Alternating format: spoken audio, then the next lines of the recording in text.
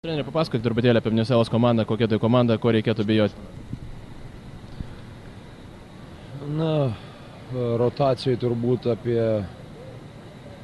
7-8 žaidėjus pagrinde. Stipriausia grandis yra gynėjai.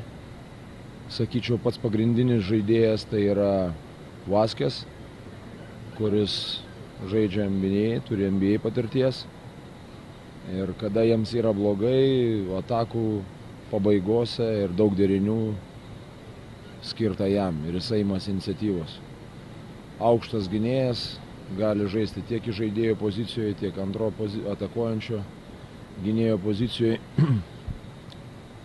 Nėra labai geras snaiperis iš toli, bet turi stiprų, sakysim, prasiveržimą ir gerai mato aikštę, gerai atlieka daug rezultatyvių perdavimų komandos draugams. Ir kiti gynėjai irgi taip pat yra gana atletiški, greiti, agresyviai žaidžia gynyboje tiek prieš kamuolį, ypač prieš kamuolį, sakysim, presinguoja, stipriai praeidinėja pro užtvaras. Iš didelių žmonių turbūt paminėčiau toks sunkusis kraštas arba tas Romero, veteranas, vienas iš veteranų, kuris stipriai žaidžia tiek viduj, tiek gali, nėra vėlgi labai toksai geras snaiperis, bet palikus vieną jisai gali įmesti iš toli. Ir kiek žinau, Oskar Torres buvo traumuotas, bet jisai žada žaisti, prisijungti. Tai tas trečias vadinamas numeris irgi turėjęs tiek NBA patirties, tiek žaidęs Europoje.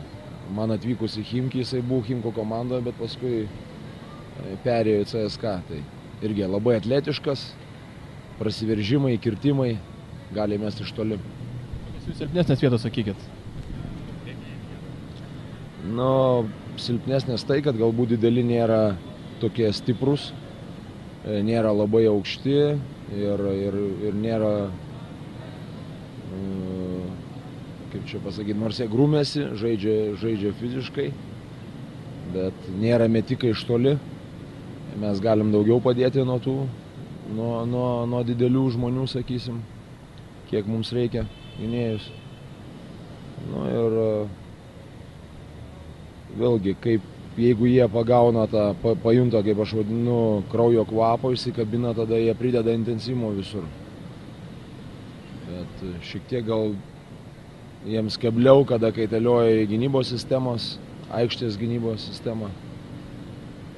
Bet vėlgi, žaidžia namuose. Reikia būti susikoncentravus ir žaisti rimtai nuo pat pirmų minučių. Naudodami tokią mažesnę rotaciją, jie išlaiko tą intensyvumą visas rungtynes, ar galima tu irgi pasinaudoti? Ką mes matėm, negaliu pasakyti, kad tai labai didelis intensyvumas, kurie žaidė čia. Mes turim mes šiandien vakare dar matysime, kaip atrodo, bet toks, manau, tai mūsų paruošiamojo to ciklo rungtynės buvo žymiai intensyvesnis.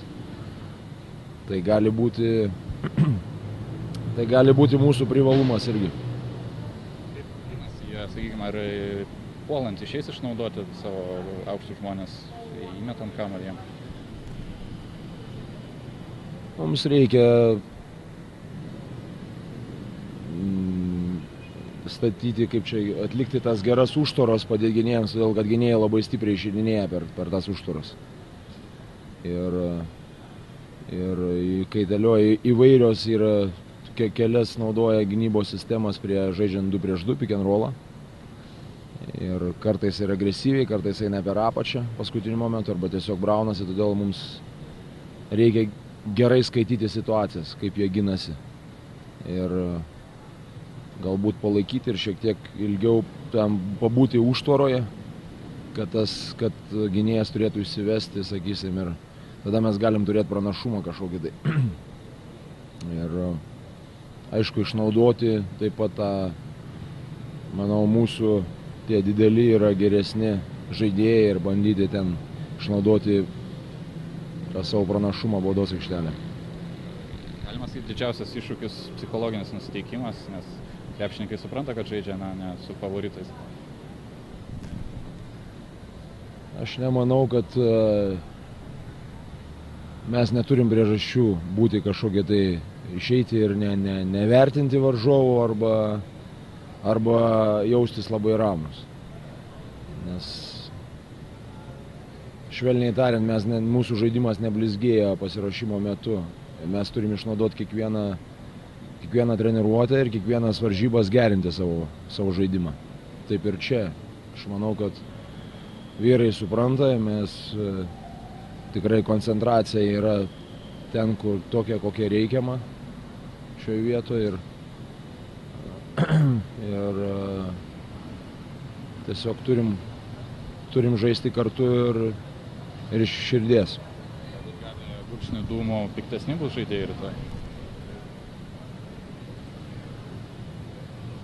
Svarbu, kad nebūtų apsinuodiję gavę dūmų.